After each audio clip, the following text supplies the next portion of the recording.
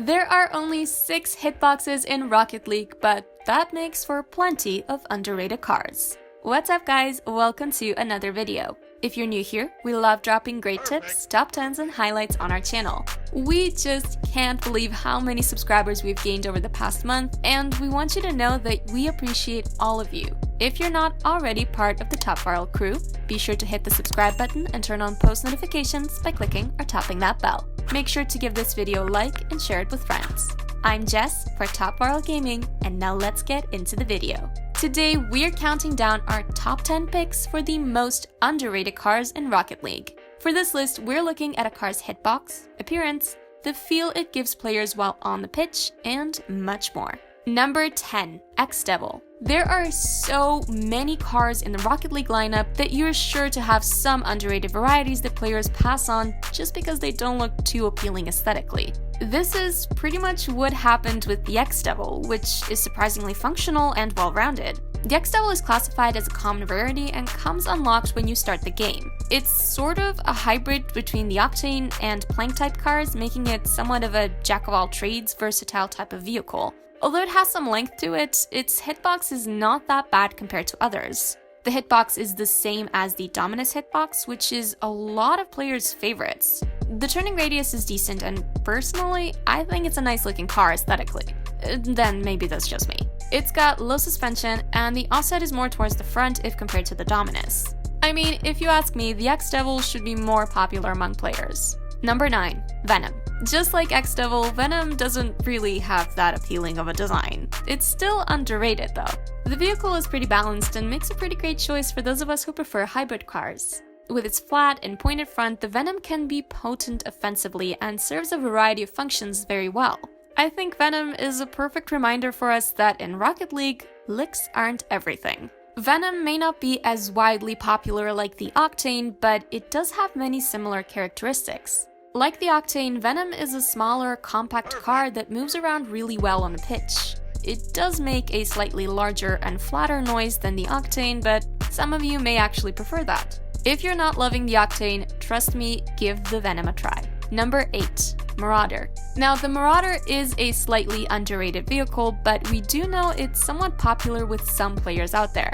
It often gets overlooked in favor of the Merc, and because it's a DLC car, it's not as available. Just like the VENOM, Marauder is very similar to Octane. The car's large, bulky shape might be a bit off-putting to some, yet its wide hitbox is a pretty solid option if you favor playing more defensive game or spend a lot of time swatting shots away from your goal. The Marauder is a powerhouse due to its large mass, and you can just power your way through opponents, putting lots of pressure on the ball. Psyonix has balanced out the turning mechanics for most vehicles, so the Marauder's turn rate is comparable to other more popular vehicles. Number 7, Ice Charger. The Ice Charger has several characteristics that make it an interesting car in Rocket League.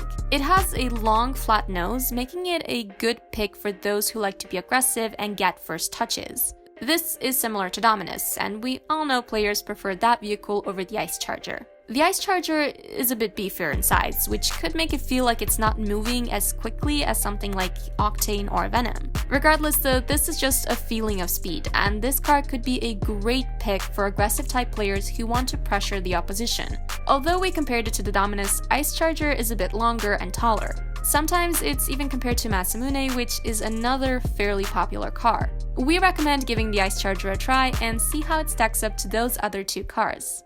We feel you'll see why this car is so underrated. Number 6, ESPER. The ESPER model isn't very big, but it does land on our underrated list when you look at the characteristics that are shared with the popular Octane. If you played Rocket League before it became free to play, then the ESPER rarity will be marked as Legacy. It's like this car was taken from a not too distant future in Japan. It's a pretty cool looking vehicle, taking inspiration from a roadster and motorcycle. Now, about those similar characteristics to the Octane that I mentioned.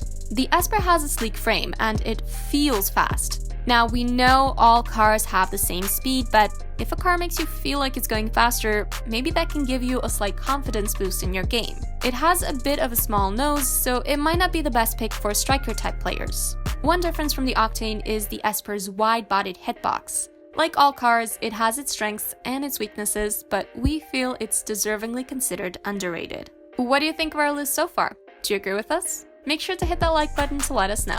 Comment down below with which cars you think we got right and which ones you think we got wrong. While you're there, let us know which car you think is underrated. Now let's get into our top 5. Number 5. TWILL Mill 3. When you combine the fact that the TWILL Mill 3 is a DLC car and has this Hot Wheels gimmick look, you can see why this car isn't the most popular. With those two big engines on opposite sides of the car, aesthetically, this car may not be a player's favorite. However, this car can still be a very good choice for those who prefer to play a more defensive style of game, getting more deflecting hits from the side. It's one of the lengthier and wider cars in the game, and it's often compared to the Batmobile, with its short, flat profile that's more ideal for ball control and powerful hits from straight on. Some players feel the handbrake is better than the Batmobile's, and the car actually takes a wider turn. Shots also appear to be more powerful. The flips are great, and surprisingly, many players find dribbling to be easier. If you're experienced with a plank-type car, then this car is definitely an underrated choice.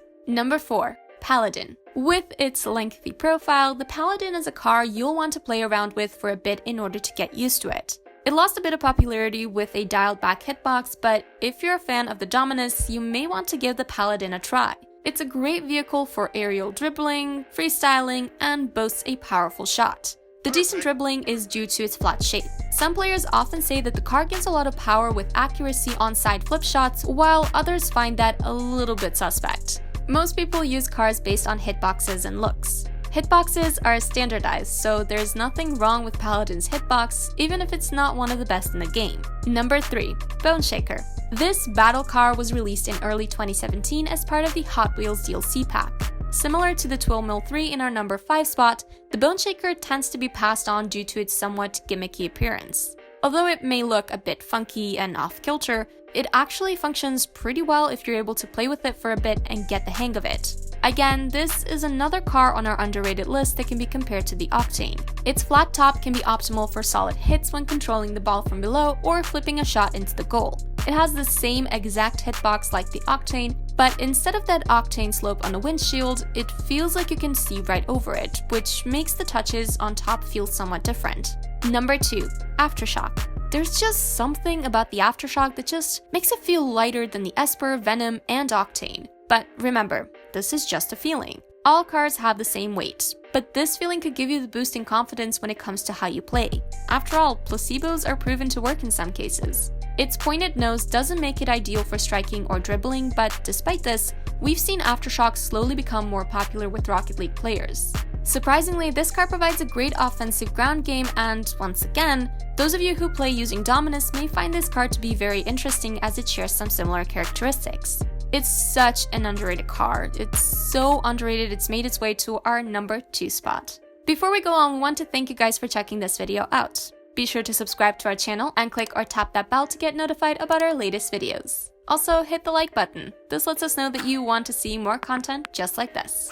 Number 1. TAKUMI. The TAKUMI has the smallest hitbox in the game, which is actually the same hitbox as a lot of professionals' favorite car, the Octane. It also has an admirable turning radius. Its maneuverability is great, but you'll need to put a little extra practice on defense with this car. Players find it easy to dribble using TAKUMI, not only because of the Octane hitbox, but also because it appears slightly lower to the ground. Even though it does not have a great turning ratio, you might actually want to try it out because of those similarities to the Octane. In addition to all these positives, the TAKUMI does have a great look, which is starting to really win over a lot of players. Underrated? No doubt, this is the most underrated car in Rocket League. Agree or disagree with our picks? Let us know in the comments down below. Check out our other videos and be sure to subscribe and turn on that bell to be notified about our latest videos.